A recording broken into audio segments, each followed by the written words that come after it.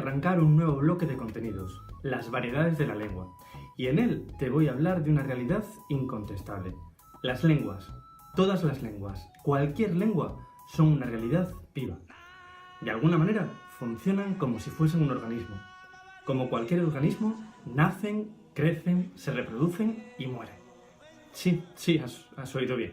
Como un ser vivo, nacen, crecen, se reproducen y mueren. No he dicho ninguna tontería. Piensa, por ejemplo, en el latín, una lengua hoy extinta, que ya no se habla.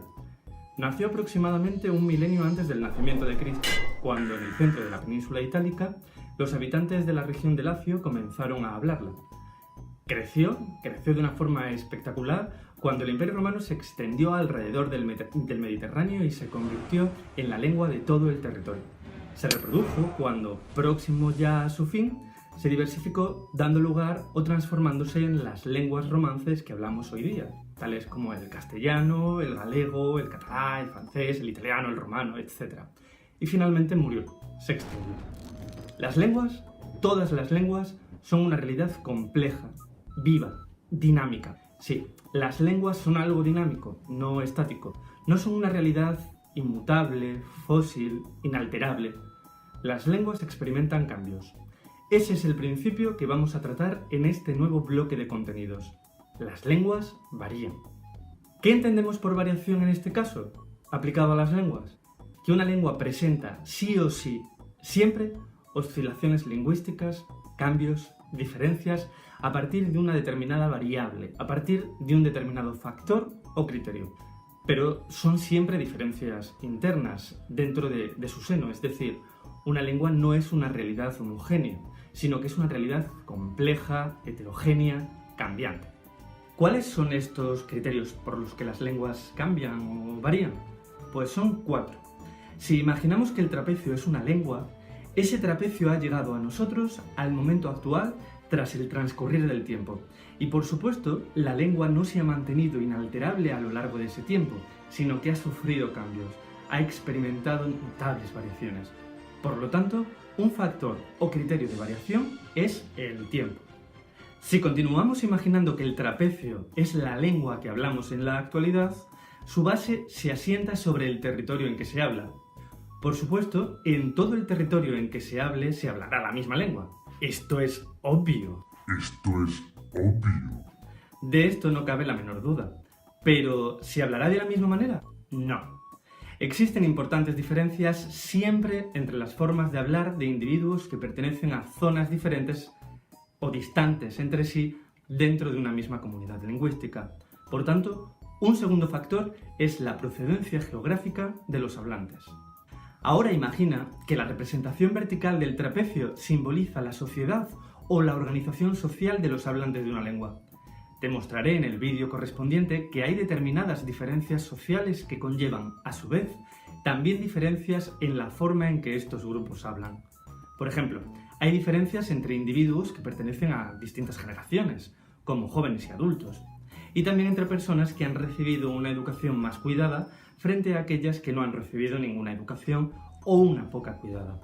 Así pues, otro criterio de variación es el grupo social al que se pertenece. Finalmente hay otro criterio.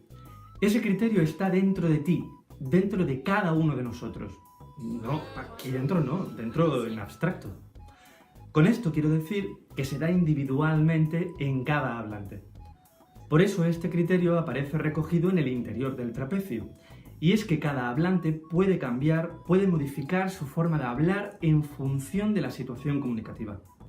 Comprenderás que yo no hablo de la misma forma. Por ejemplo, cuando estoy contigo en el aula, constreñido en clase, obligado a expresarme con corrección, a abordar temas más o menos complejos, si lo comparo con la forma en que puedo hablar con mis amigos en un bar, por ejemplo. ¿Verdad que a ti te pasa igual? Por tanto, el último criterio que hace que las lenguas varíen es la situación comunicativa en que hablamos.